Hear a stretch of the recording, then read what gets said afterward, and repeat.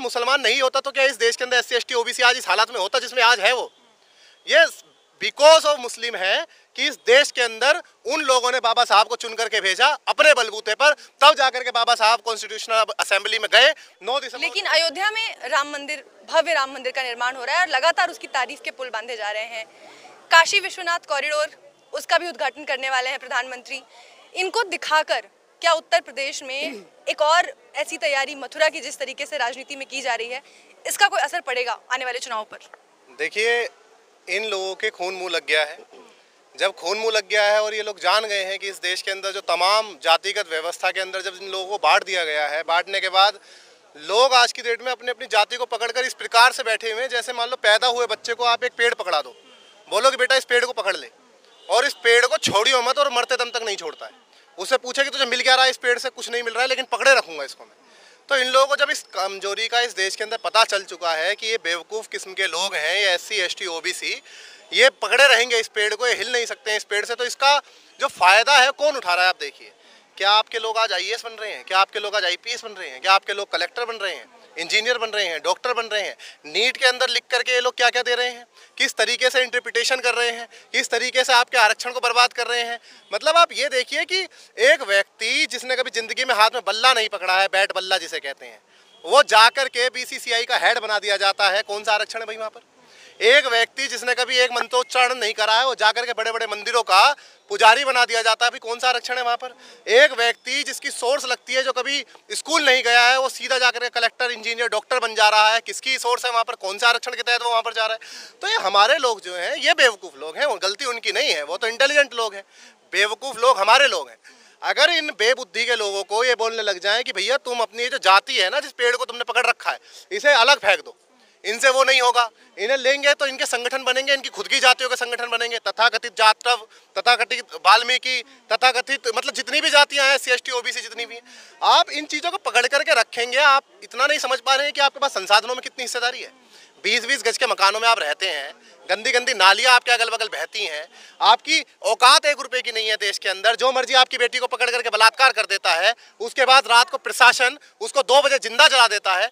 आप अपने आप को समझ ही नहीं रहे, आपकी अपनी एक इंडिविजुअल आइडेंटिटी नहीं है क्या? उसके बाद फिर जब हम बातें हैं इस हिंदू और मुस्लिम वाली बातों पे, तो इनको सबको हिंदू बनाना होता है।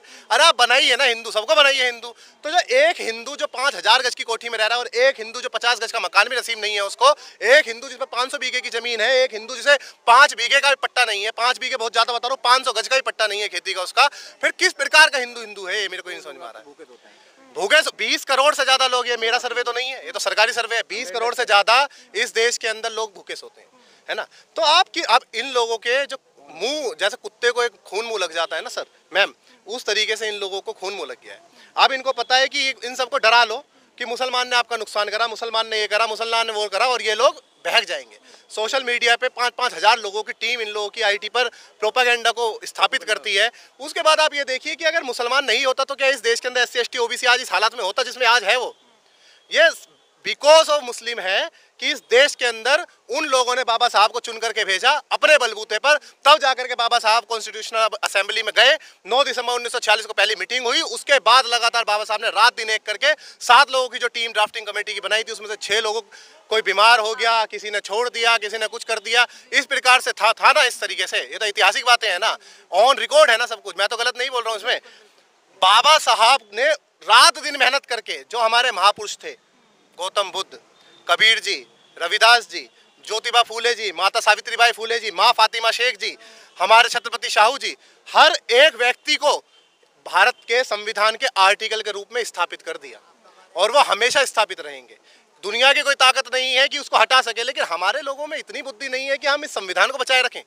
इतना भी नहीं कर सकते हैं कि हम लोग, और क्यों? क्योंकि इन लोगों का जो जाति रूपी पेड़ इन लोगों ने पकड़ रखा है ना, वो इनसे छूट नहीं रहा है मैम, समझ रहे हैं? और जब तक वो पेड़ नहीं छूटेगा तब तक हमारे लोगों का इसी प्रकार से इस्तेमाल होता रहेगा। एक मस्जिद वो जानबूझ करके खुद ही बनवाएंगे, खुद ही अपने लोगों से तुड़वाएंगे और आपको प्रोपेगेंडा के अंदर फंसाएंगे कि भाई फलाना जाति का फलाना ये व्यक्ति वहाँ मारा गया है, उसको मुसलमान ने मारा है, इसको दलित ने मारा है, उसको ओबीसी ने मारा है। आप एक बात बताइए, जब हमारे समाज के लोग आते हैं सत्ता में, चाहे वो एससी हो, चाहे एसटी हो, चाहे ओबीसी हो, क्या वो अपने लोगों के लिए नहीं करते हैं? जब मुस्लिम आते हैं सत्ता में, क्या अपने लोगों के लिए नहीं करते हैं? बिल्कुल करते हैं मैम।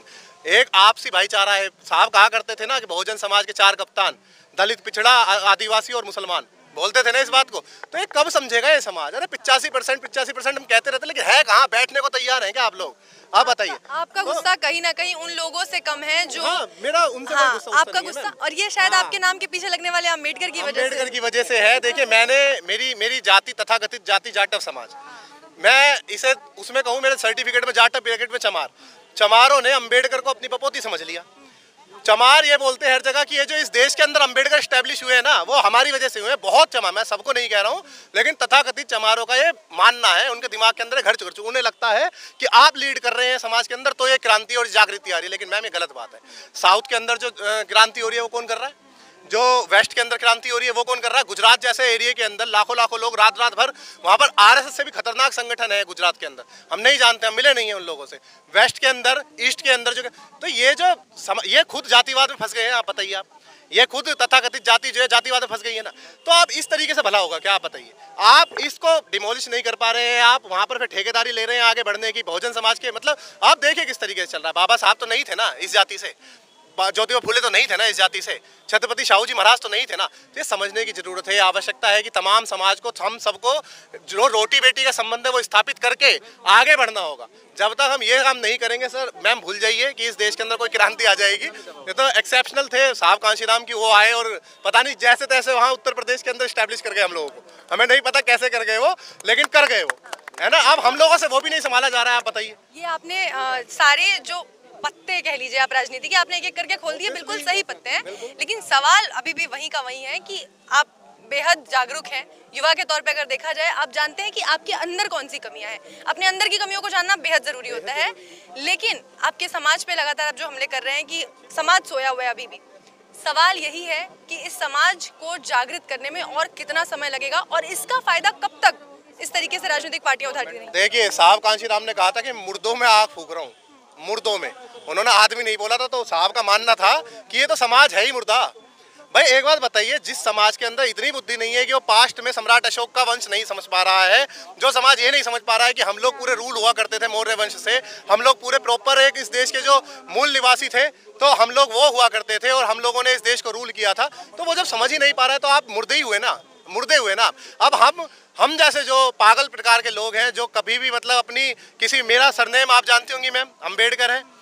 क्यों है? मैं फूले लगा लूंगा अपने नाम के आगे, मैं अपनी माँ का नाम लगा लूंगा, मैं अपने गुरु का नाम लगा लूंगा, लेकिन मैं कभी अपनी जाति का नाम नहीं लगाऊंगा मैम।